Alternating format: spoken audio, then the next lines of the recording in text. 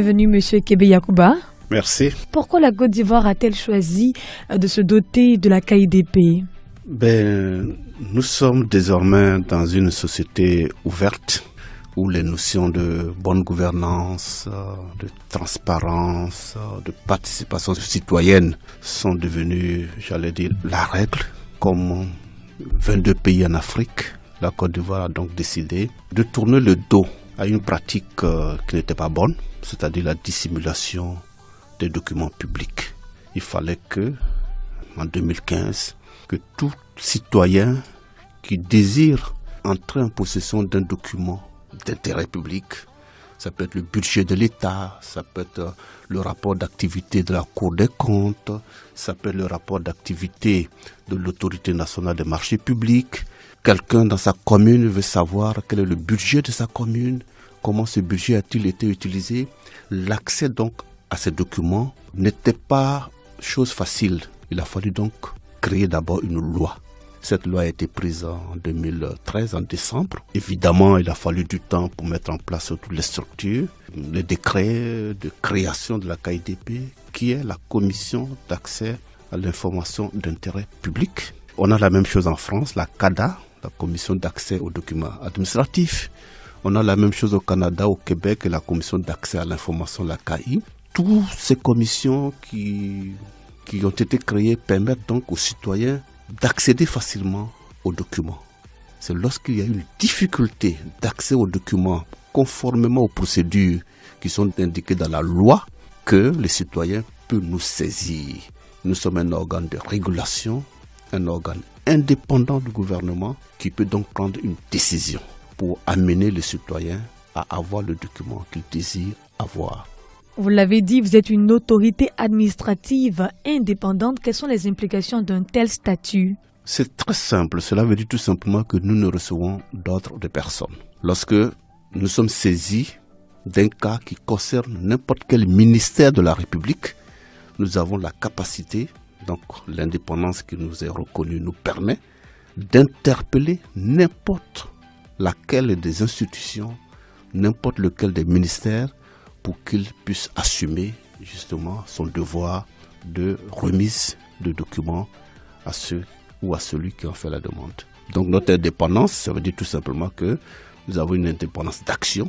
Là où notre indépendance peut être contrariée, c'est peut-être le budget. Voilà. En dehors du budget, il n'y a aucune autorité qui peut nous dire ce que nous devons faire. Mais c'est l'État qui l'a voulu ainsi, le gouvernement qui l'a voulu ainsi.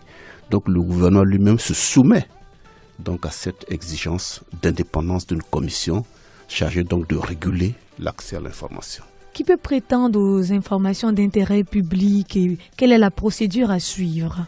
Alors, je vais juste donner deux cas de figure. Il y a deux types de citoyens qui peuvent être confrontés au délai. Sinon, l'accès à l'information intéresse toute la population, pas seulement les journalistes, pas seulement les enseignants.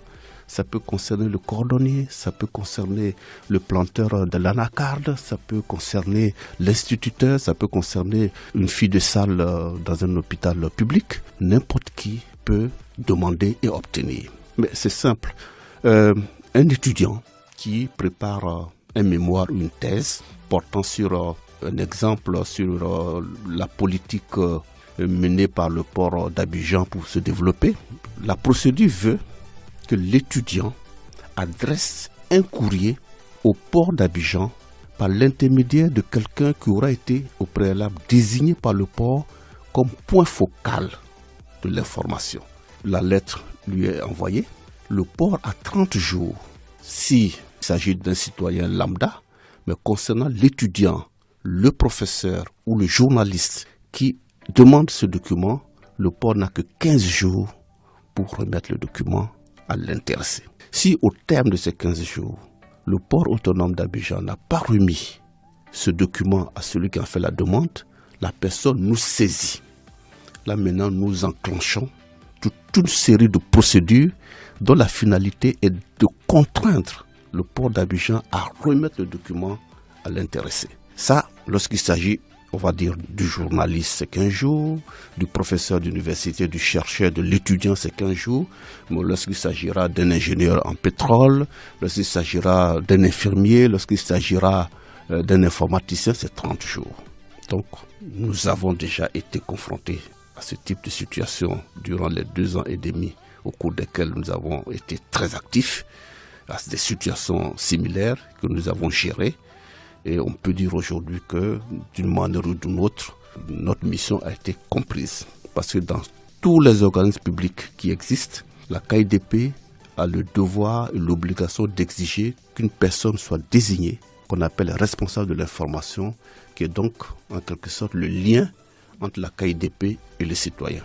Vous existez depuis pratiquement 2 ans et demi. Quelles sont les actions concrètes menées par la KIDP depuis là? D'abord, il y a quelque chose d'incontournable lorsque une nouvelle structure comme la nôtre est créée. Il faut la faire connaître. C'est le plus difficile. Lorsque on passe 1 an, 2 ans à faire de l'information, de la vulgarisation, à faire des séminaires, c'est ce que nous avons fait jusque-là. Entre décembre 2015 et on va dire décembre 2017, nous avons organisé près d'une 20aine de séminaires, de sessions d'information, etc. Nous avons formé près de 1100 personnes qui directement ont reçu de la KIDP les outils leur permettant en tout cas de réagir lorsque ils doivent être confrontés à la problématique de l'accès à l'information. Mais comme nous savons que nous sommes dans une société digitalisée où l'accès est beaucoup plus aisé avec les nouvelles technologies de l'information, donc nous avons utilisé cette facilité pour atteindre un maximum de personnes, notamment dans les professions libérales, les ONG, il y a un certain nombre d'institutions auxquelles nous avons pu remettre toute la documentation requise et qui leur permettent à leur tour de comprendre la nécessité soit de demander l'information, de l'obtenir, soit de donner l'information dont ils sont les détenteurs. Président, votre mot de fin? Dire tout simplement que les citoyens ne doivent plus hésiter à demander les documents ou les informations d'intérêt public qu'ils désirent. Ils n'ont qu'à écrire à la structure concernée. S'ils veulent savoir qui est le point focal de la CIE, ils n'ont qu'à aller sur le site web de la KIDP, www.kidp.ci. Il verra la liste de tous les points focaux et il saura qui, au niveau de la CIE, est habilité à lui remettre les documents qu'il désire. Il écrit à cette personne. Nous suggérons que quand on écrit aux structures concernées, de nous faire ampliation de la demande pour nous permettre de suivre. Si au bout de 30 jours, la CIE ne vous répond pas, vous pouvez nous saisir. Donc c'est à partir de la saisine de la KIDP que nous enclenchons une série de procédures. Je peux vous dire que en 3 ans, nous avons près de 80 saisines. Voilà, nous avons exercé notre responsabilité pour permettre aux citoyens qui nous ont saisis d'être satisfaits. Donc nous demandons à tous ceux qui veulent entrer en possession des documents d'aller sur le site web de la KIDP, de chercher à savoir quel est le type d'information qu'ils veulent et qui ils veulent saisir. Et ils auront donc le nom de la personne concernée, son adresse électronique. Donc ils peuvent lui écrire directement et nous lui conseillons donc de nous faire ampliation de ce courrier pour que nous assurons notre rôle de régulation. Nous avons eu plaisir à vous recevoir. Merci, M. Kebe Yacouba. Merci beaucoup pour cette opportunité.